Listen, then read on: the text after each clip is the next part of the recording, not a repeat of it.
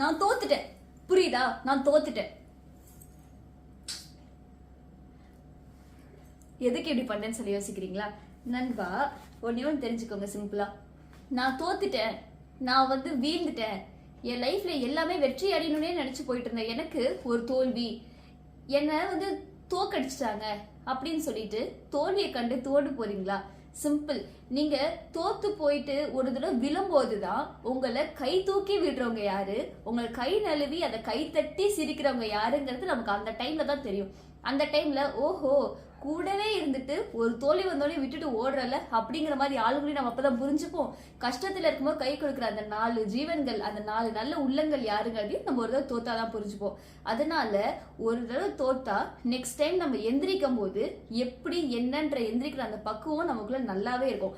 அதனால லைஃப் ஃபுல்லா வெற்றியை மட்டுமே பார்க்கணும்னு நினைக்காம ஒரு தடவை தோத்துட்டீங்க பரவாயில்ல, ஆனா இப்ப புரிஞ்சுக்கிட்டீங்கல்ல யார் யார் உங்களை சுத்தி இருக்கவங்க எப்படி எப்படின்னு.